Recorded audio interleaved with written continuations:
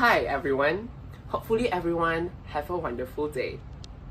And this is Group 58 presentation on critical thinking. We will be addressing on what are the some potential and limitation of the theory of critical thinking and how we can adopt and adapt in the modern society or application. Let's go. Before we begin, let me introduce you to the Group 58 team members. Everyone have been worked hard in this presentation and I'll be honored to present each and every one of them to you. First of all, hi, I'm Sharizal and we have Scott, Chun Kit, Yasin, Xuan Hui, Audrey, Vignesh, Ivana, Fernandez, and lastly, Shreya. And hope you guys enjoy this presentation.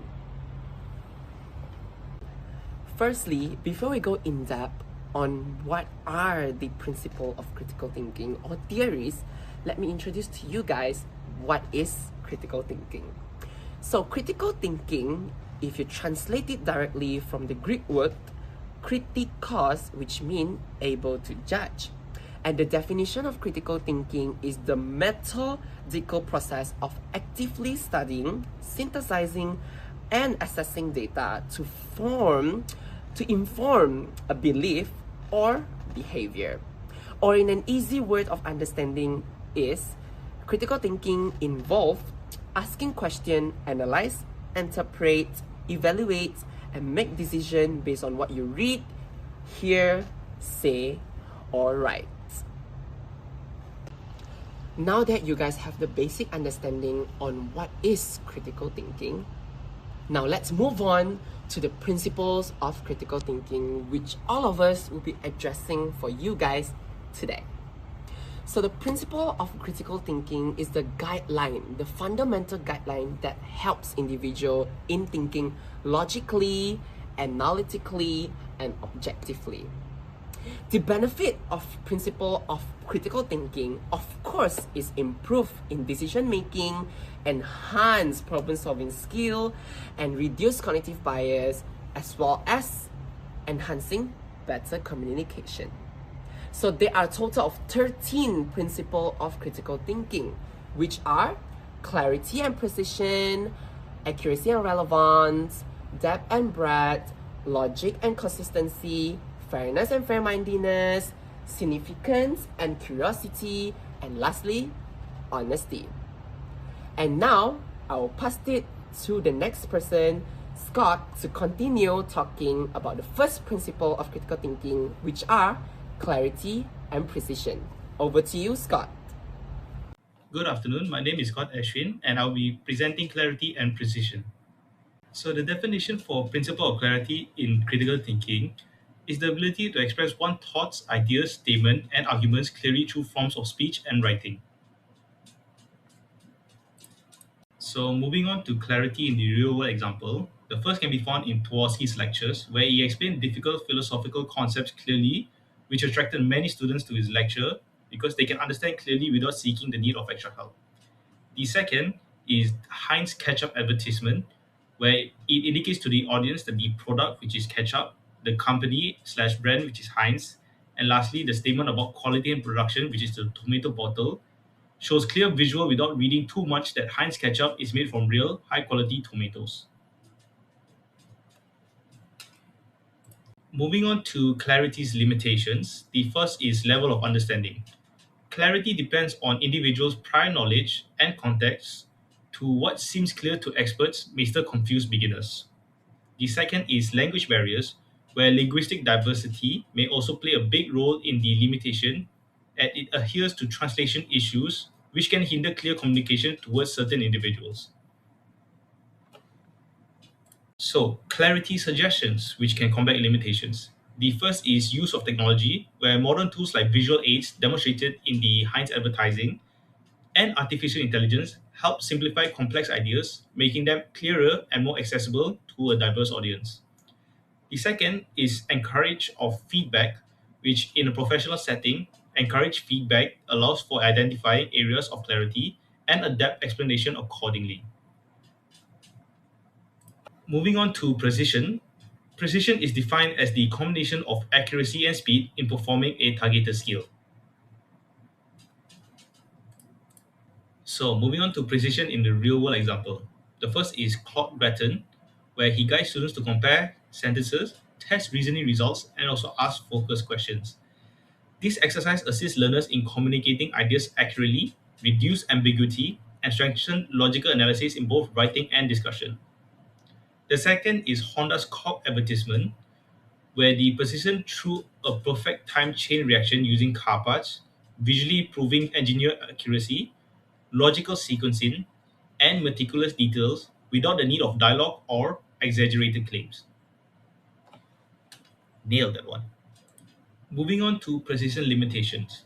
The first is overcomplication, where an abundance of precision can make communication overly technical or difficult to comprehend.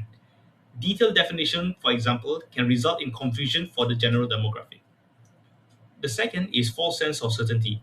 Precise numbers or exact wording can create the illusion of accuracy when the underlying reasoning is weak. Nailed it. So, to counter limitations, the first is define key terms clearly. Always clarify important or ambiguous words before discussing them. An example can be found in the business settings, which clear terms and definition must be presented so that stakeholders understand. The second is verifying before sharing. Always check valuable resources are peer reviewed and factual before repeating their claim. An example can be found fact checking information before reposting it on social media. Now I'll be moving to the principle of accuracy presented by Chunki. Accuracy. What accuracy is where a statement that can be considered to be accurate if it is true, with the proper supported evidence backing it up. So, with the proper evidence, it will make the knowledge more reliable, making the audience trust the information more. The example of accuracy would be the Pizzagate political conspiracy theory in 2016. So the shop was falsely accused of having crime going on in their shop due to data not being supported with proper evidence, which highly affected the shop's reputation and the shop's performance. Now, improvement suggested. You can do online research before determining whether the statement is true or not. Probably better to not think of personal bias about this statement due to it being suggestedly more comfortable for you to think whether you want it to be true or not. We can also provide factual information to improve the accuracy of the knowledge so that it is reliable. How this adapts to modern society. People would have accurate knowledge online so that there will be no more false accusations happening. It will also benefit the society life that in personal experiences they will know how to handle the situation. Relevance. So what relevant is where the information is based on arguments, evidence, and material to prove a point. So having too much information is just very confusing for the audience due to it being very messy, too much information which makes them indecisive of what to actually do. An example of relevance would be individual wanted to know more about COVID-19, but then due to the numbers spread of articles being spread around online, the individual has no idea which article to trust and has still confused about what is going on with COVID-19. Improvement suggested. It's better to provide relevant information for the topic so that there's no extra information out there so that it will confuse the audience, making all the relevant information misleading. So when finding solutions, it's better to think of the problem with relevant solution than just having so much information of you making indecisive of what to do. So how it adapts to modern technology or society. Relevance is used for news writing, as a society would mostly rely on the news as their reliable source of information. So if there are many different type of news writing, too much information being spread to the audience, it'll be very misleading on what's actually going on with the news. They won't really understand what's going on. Hello everyone, my name is Yasin Abdurrahman. Today I'll be talking about the depth and breadth. For depth in critical thinking, basically the first thing comes to mind means looking deeply into an issue instead of accepting a surface level explanation. For example, or for instance, when a company faces a declining sales Deep thinking basically goes beyond blaming customers and examines the pricings. For example, also we do have product quality, marketing, and customer feedback. Although depth leads to better decision, it can be time consuming. Like today, tools that are used like data analytics, also structured techniques help apply depth more efficiently. Okay, when it comes to breadth in critical thinking involves considering multiple persons' perspectives before making a decision, because it cannot be taken by one person. There are always a lot of perspectives and a lot of minds thinking. So let's give a clear life example, is fuel prices. It keeps increasing and it will keep increasing. Like where the government must consider economic and environmental and social impacts, while breadth also promotes fairness decisions. So, because like a lot of people be thinking about it instead of just one. So, also in the modern collaboration platforms and critical evaluation of information, they help to apply breadth effectively. Alright, so that was our explanation of the first 6 principles of critical thinking, which includes clarity, precision, accuracy, and relevance, depth, and breadth. So now let's go over to someone and check if they've been paying attention to our slides. Let's go. Hello. What have you been doing? Have you been paying attention? I'm so sorry, I wasn't paying attention. I'm doing a new Raya song for this year. So for those who are celebrating Raya, Selamat Hari Raya in advance. And for those who are fasting this month, Selamat Hari Ramadan. Yeah. Happy Ramadan. Happy Ramadan. Alright guys, jokes aside, so there you have it, the first 6 principles of critical thinking. And now let's continue with the remaining 7 principles of critical thinking. Do you know what are the 7 principles? Oh, I'm not so sure. You know what? Let's just pass it to the next person instead. Yes, let's continue this. Let's go! Bye-bye.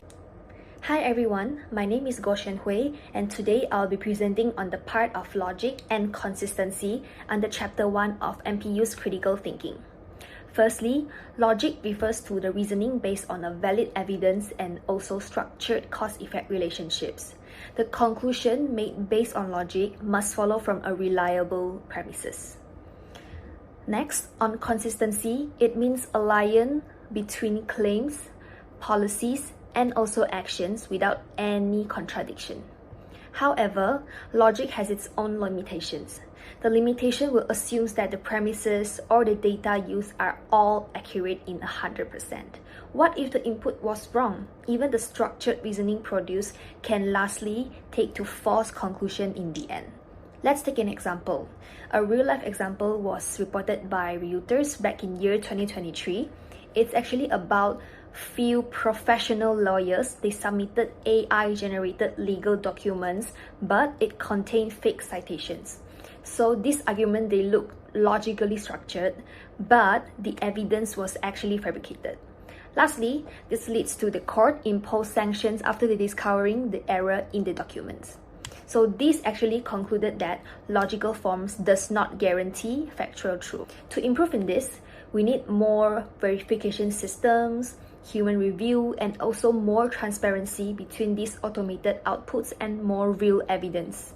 So in conclusion, logic and consistency, they remain core principles in critical thinking. But in digital environments, they must be supported by more true validation mechanisms. That's all for my part. Thank you. Hi everyone, I'm Audrey. We're exploring fairness versus fair-mindedness, 2 distinct tools for building a better society. Today we will break down how they work, why they fail, and how they're evolving for the modern era. Let's get into it. First, the basics. Fairness is our systematic goal. It's about objective rules and just outcomes. Fair-mindedness is the intellectual trait, the internal discipline to set aside personal bias and actually listen to all perspectives. Why is this hard? We face three problems.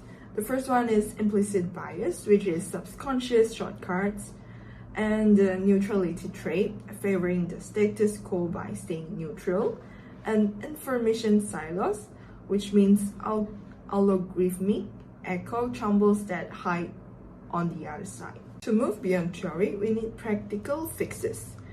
Blinded herring to focus purely on merit, cognitive friction to slow down gut judge, and equity audits to fix flawed system revealed by skew data. In 2026, this means algorithmic fairness for transparent AI and restorative justice that heals communities instead of just punishing. Ultimately, modern fairness balances people, the environment, and a community. That's all from me. Thank you. Good day everyone, my name is Vignesh and today I'll be presenting on two important principles of critical thinking. Firstly, the principle of significance. In critical thinking means focusing on the most important and relevant information when analyzing a problem. It helps us prioritize key evidence and major impacts instead of wasting time on minor details. This makes our decision more logical and effective. However, significance can be subjective. Different people may see different things as important, and sometimes small details can be overlooked. To improve this, we should use clear criteria like impact, relevance, and strong evidence, and also consider multiple perspectives to reduce bias. A real-life example is Toyota, a company which focuses on the significant causes of production defects using the Pareto principle.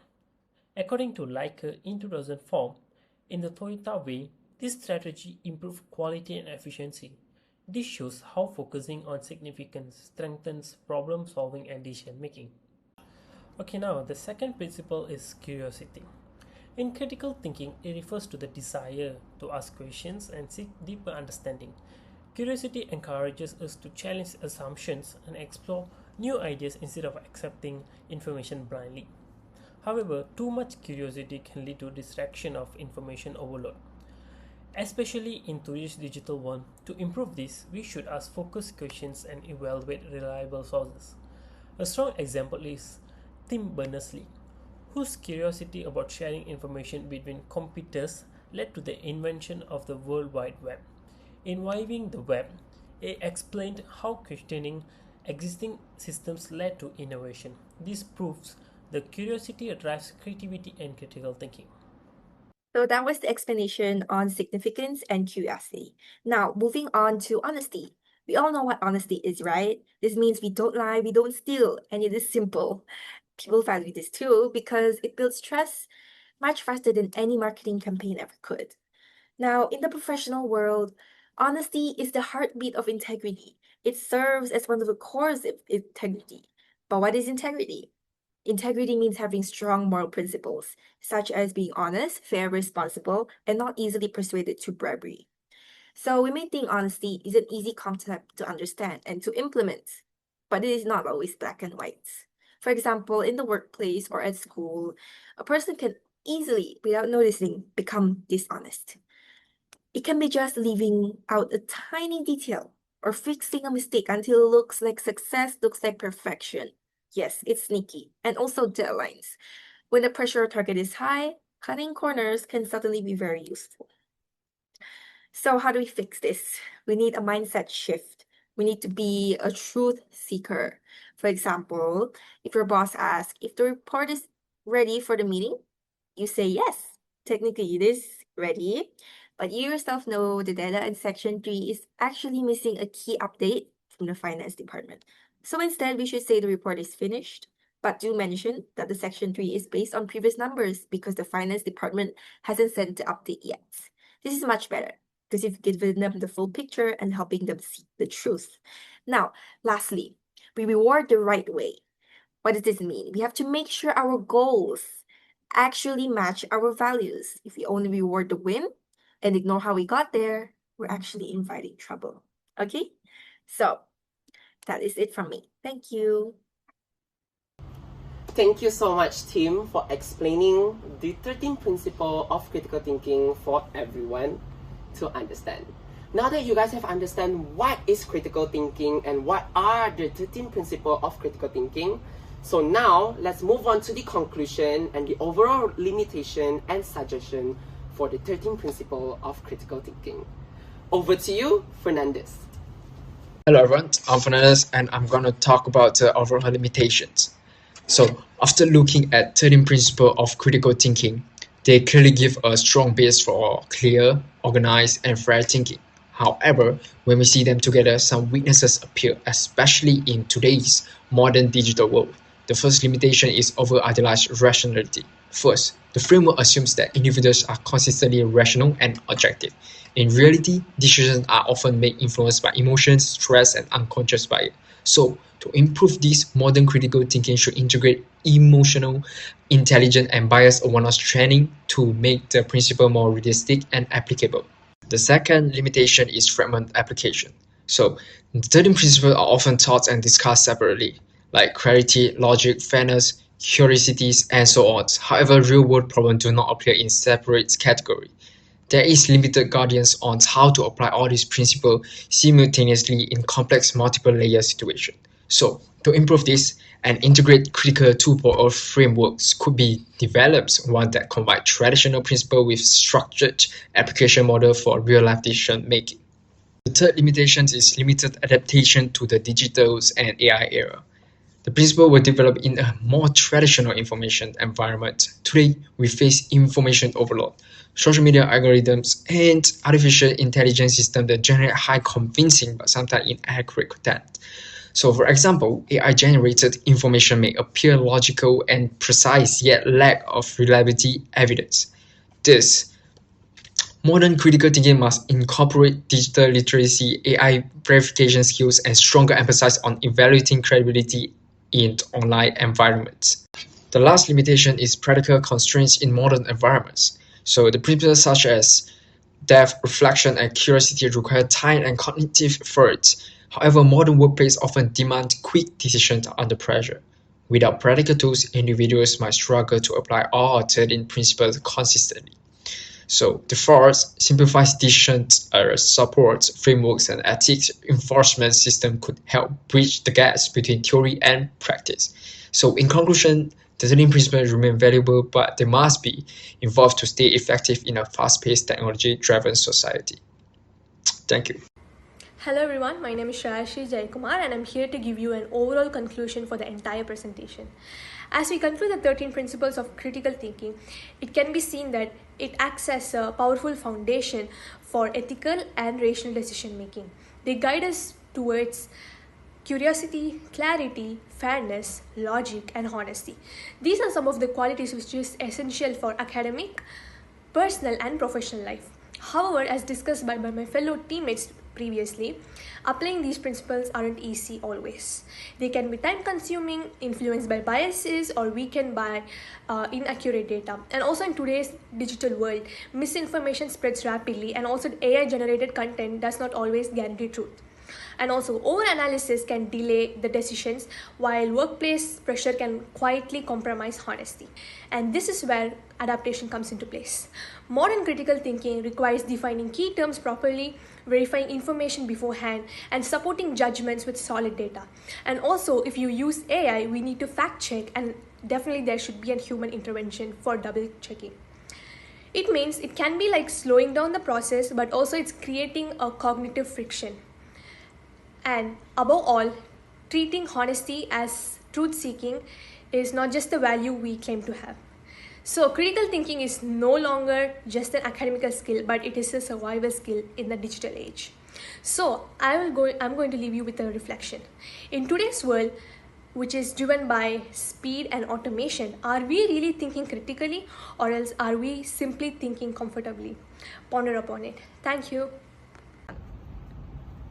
There you have it, everybody.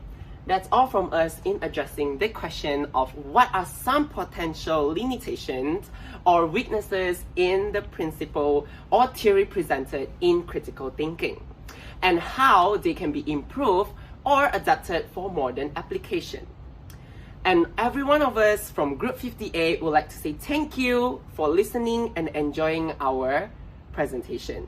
We hope every one of you have a lovely day and wonderful day ahead. Thank you everyone once again, and we would like to wish you all Happy Ramadan, Selamat Berbuka, dan Selamat Hari Raya, Maaf Zahir dan Batin.